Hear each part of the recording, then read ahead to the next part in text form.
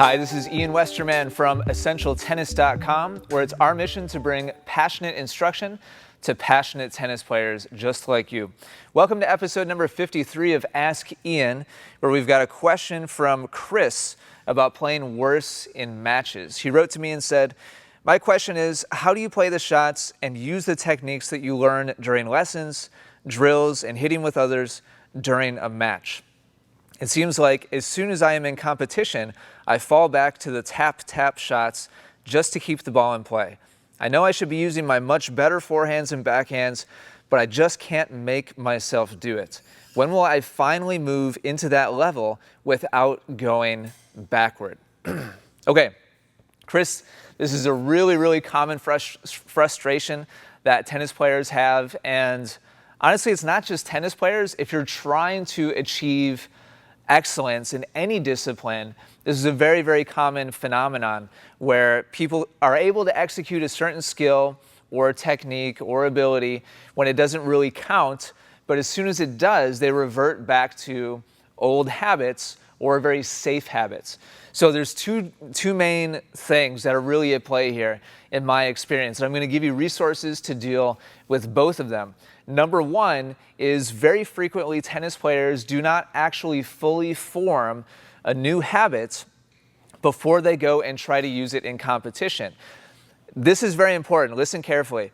Just because you can execute something new or different in practice does not mean that it's a fully formed habit and something that you can just do on autopilot. You no longer have to think about it, and it just happens automatically without you having to be aware of it at all. That's what a habit is something that you don't even have to think about anymore.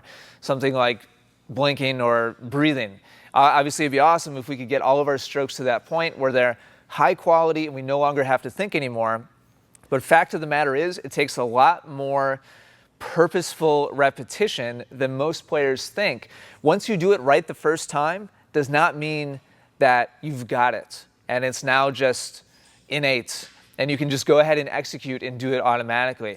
It's going to take X amount of purposeful, focused repetitions in practice before that new skill becomes an actual habit and you can now take it over to match play when it really counts and just execute without even thinking about it. How many repetitions is that? It depends on the person. It depends on the skill. There's a lot of different variables at play. There's an excellent book called The Art of Learning. You can find that on Amazon.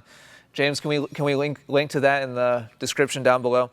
Check out The Art of Learning. It goes into detail on the learning process, how it works, and how you can master something to a high degree very quickly. So check that out. Reason number two why players use different technique in matches than they do in practice is because they get scared and they start playing not to lose, as opposed to playing to win, which would mean going for the shots that you know you're capable of. It's very common that tennis players, rather than doing that, will fall back on something very safe, very tentative, and as a result, they aren't able to play at the level that they're capable of because they're just too scared and too tentative. And usually getting physically tight is due to focusing on the wrong things. Usually it's due to focusing on either the future. Example of focusing on the future would be saying to yourself, "Oh no, what if I lose to this guy?" Or it could even be a positive statement or question to yourself, "Wow, what if I'm not supposed to beat this person. What if I beat this guy?" And you start thinking in the future.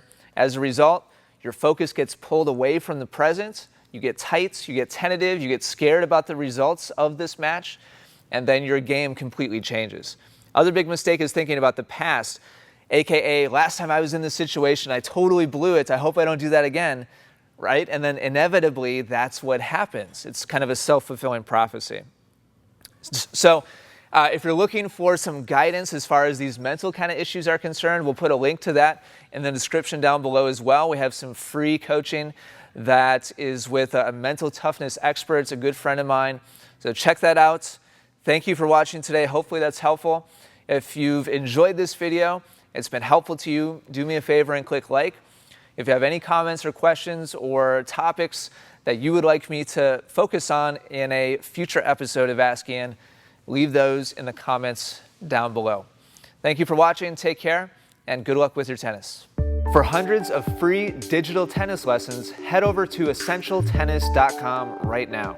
More wins and more fun on the court is right around the corner. You'll even get a free gift just for stopping by. Simply click the link at the top of any page.